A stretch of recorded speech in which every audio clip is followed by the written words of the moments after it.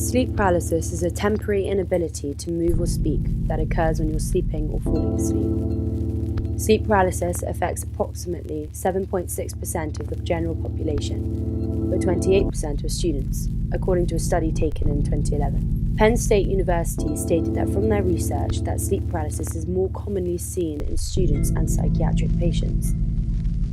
I am a student, and I have experienced sleep paralysis twice in the past 3 months.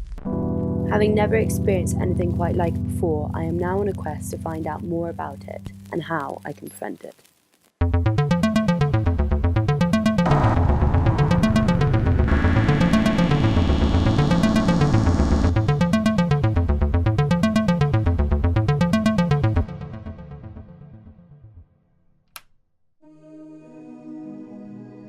I was in my room, woke up, checked my phone, and it was just after 4, and turned onto my back and saw these 2 people staring at me, and I couldn't move away from them or anything, turn.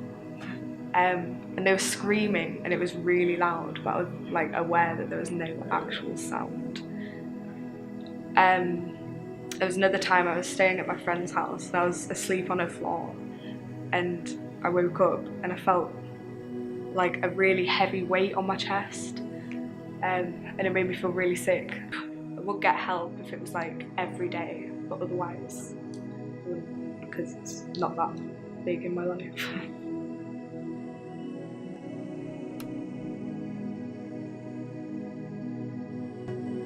So with my first experience of sleep paralysis, I went to bed normally, and I think I had quite a long weekend that weekend, so I got to bed quite late, so I was very tired.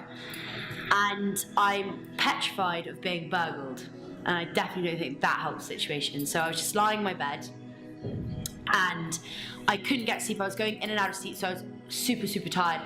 And then I thought I was awake, but I was actually asleep. And I picked up my phone from the side of my bed and I looked at it, and when I was looking at my phone, you can see yourself without turning it on. It's in the reflection. And my reflection screamed at me and said, he's in here, he's in here.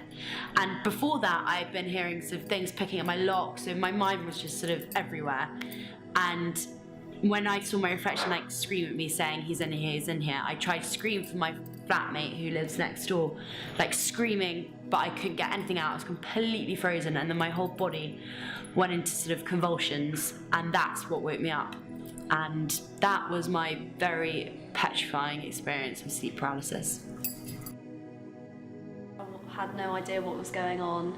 I just kind of panicked, and you're just kind of stuck there, and you can't move. I was trying to shout. I think I was trying to move my hands and my feet, but nothing was happening. So yeah, that was pretty scary the first time. Scariest time was when I was getting it quite a lot, and there was a couple of nights, where I'd get it 3 or 4 times in a night. And then obviously, because you sometimes get hallucinations and stuff, that makes it even worse. And then I'd try and not go to sleep, try and stay up, but then I'd fall asleep and it would just happen again.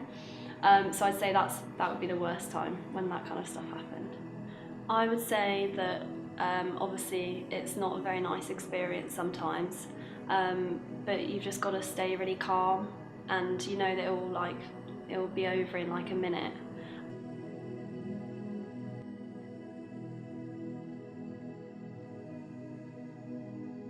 After researching and talking to people, I found some main steps to avoid sleep paralysis. Most common and successful ways to avoid sleep paralysis is not to sleep on your back, no heavy eating, no drinking alcohol or caffeine or smoking before sleep. To help get a better night's sleep, try and get enough sleep regularly. And try and get into a sleeping pattern, as hard as it may be. But also remind yourself not to be scared, as in the end it is just your mind playing tricks on you.